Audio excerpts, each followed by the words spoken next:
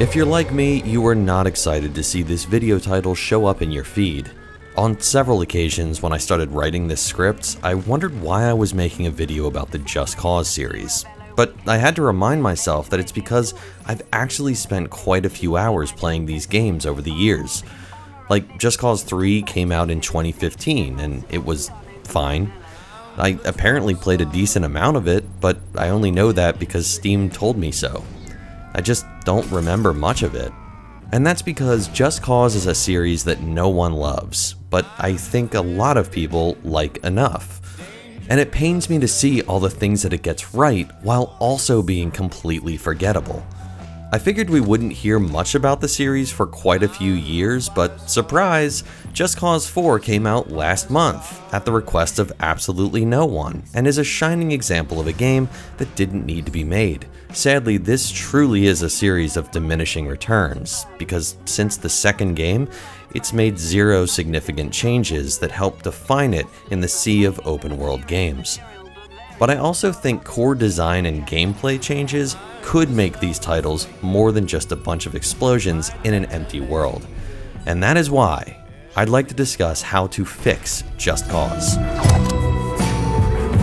I'm the one infected, twisted, animated. So I'd like to start off by saying that Just Cause is really fun. Blowing things up is always a good time. However, I'd say the fun to be had is in spite of its many other weak attributes. Its chaos is marred by its own design decisions, which is a huge bummer, seeing as how it's the very definition of a sandbox game. You're given a ton of fun toys to play with and get to amuse yourself with them over and over again. This is the strength of this series. Not only can you make horrifying contraptions rigged to explode if you sneeze too close to it, when the inevitable explosion does happen, it'll most likely take out a ton of other stuff with it, all in beautifully rendered blasts that would make Michael Bay blush. And this concept should be at the core of every other design choice in the game. How do we get the player to have the most fun with our tech for the longest amount of time? Yet somehow, this question doesn't even seem to cross the developers' minds. And surprisingly, I think this all starts with the story, or more appropriately, the tone of its story. To Uncle Sam's tune? The old president was assassinated by the new president, Pandak Panay, his son, and he won't pick up the phone. It doesn't sound much like a people person. In each of the games in the series, we're introduced to the world and characters through an opening cutscene, and in each case, they're very bad. Neither funny enough or self-serious enough to give the player a sense of concept, Just Cause is happy to introduce ho-hum characters doing something with some sort of government official or party, and they need to work together to stop the thing before the thing happens. They almost always use the word dictator and government to try to get the player's attention, which I don't think those words ever do. Rico Rodriguez, the main protagonist of all 4 games, will throw out a one-liner here or there, but isn't charming or badass enough to make him a compelling character. And I know what you're thinking, these games aren't about story, and I agree. So why then is every mission padded with rough exposition, dialogue over headsets, and a conclusion cutscene? If the developers are going to continue to utilize this pattern of mission design, I think they should probably start following the examples laid out by games like Saints Row the Third and Sunset Overdrive. Over-the-top, fun romps through similarly over-the-top, fun open worlds that are filled with unique characters, both in appearance and characterization. They're not all winners, but they certainly help to set the tone of a game that cares more about action than anything else. And if they happen to get a chuckle along the way, that's cool too. This would help get the Just Cause series out of the no man's land it's always been in, between being comedically self-aware and being a serious narrative, because it does neither of those well right now. Which brings me to Rico. This character, and I use the word very lightly, has been around since 2006, and I'd be hard-pressed to describe him beyond saying he has a grapple hook and wears jeans. In Just Cause, the star of the show isn't Rico, it's explosions, which is why I think Just Cause might benefit from a character creator. The main character in these games just exists to allow the player to interact with the world. The writers could even have a line about how Rico looks different from last time a character saw them or something. Or you don't even need to play as Rico, because who cares? If the developers want to flood Twitter with gameplay GIFs, they need only let people create monstrosities with their character creator, and then let them blow things up. That's literally all you need. And then there's the gameplay.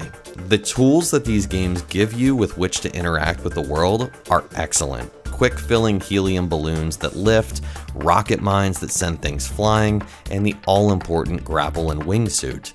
The combination of these tools allows the player a level of destructive creativity. You can now easily float a boat to the top of the atmosphere, then attach rocket mines to it and fly it across the sky.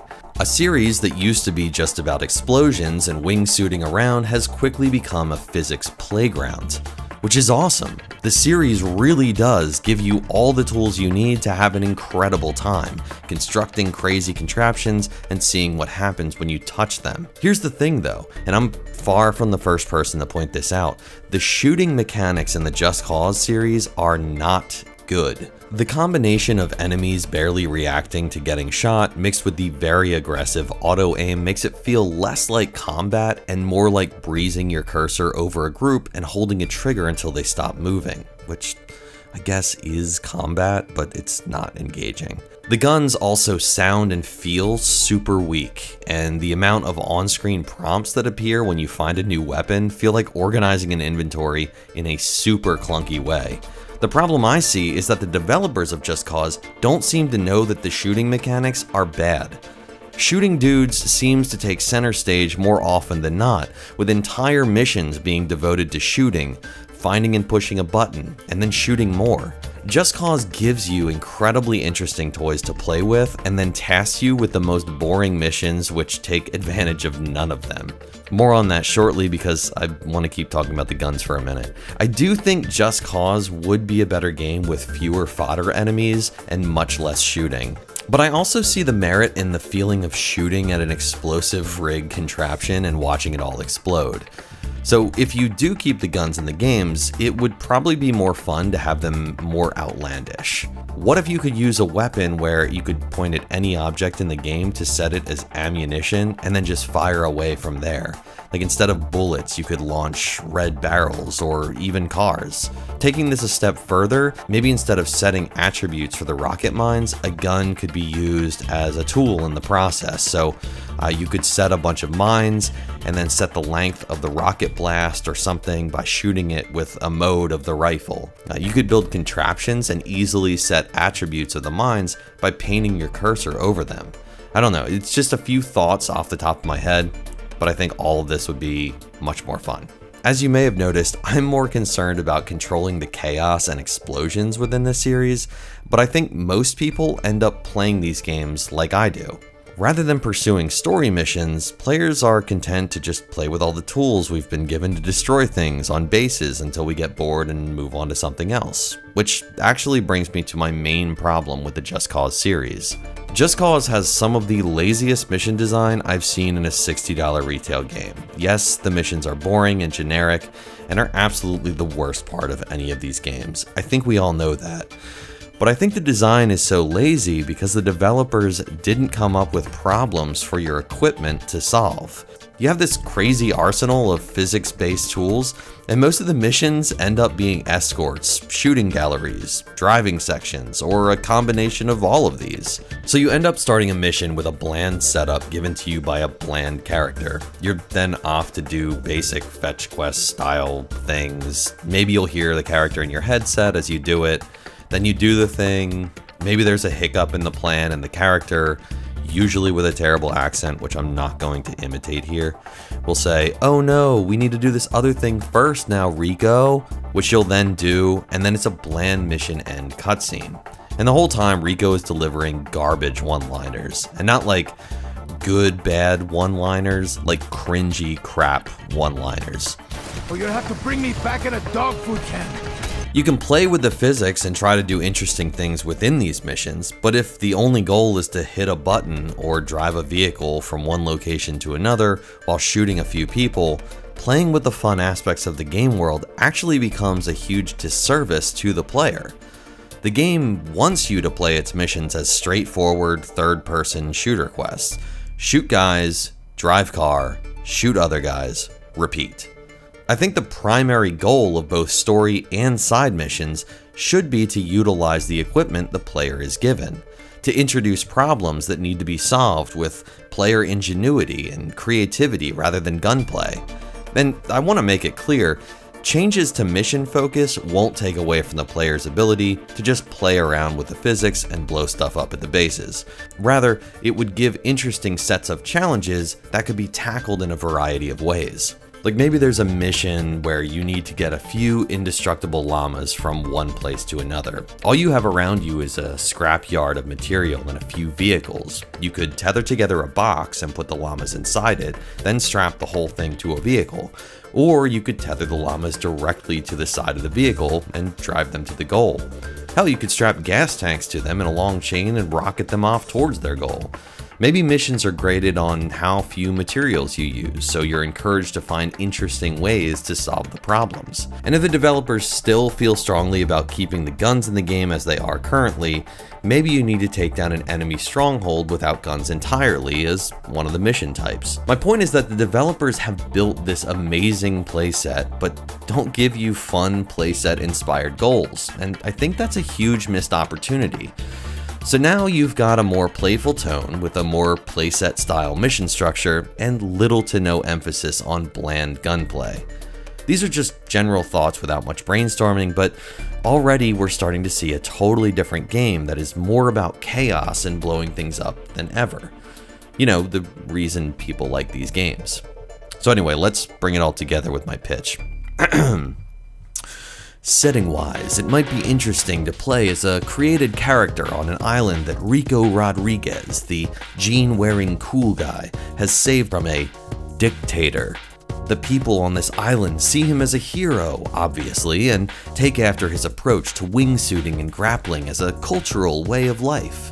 And I was thinking that like maybe you could use the tethers with a gun to basically cobble together big structures, and maybe you get to build like a base on the island out of this or something. Anyway, missions are more about rebuilding after the previous dictatorship, so there's simpler goals. There's like a petty feud between colorful gas station attendants that sees you helping them by lobbing gas canisters back and forth at each other's stations after building launching contraptions with the physics.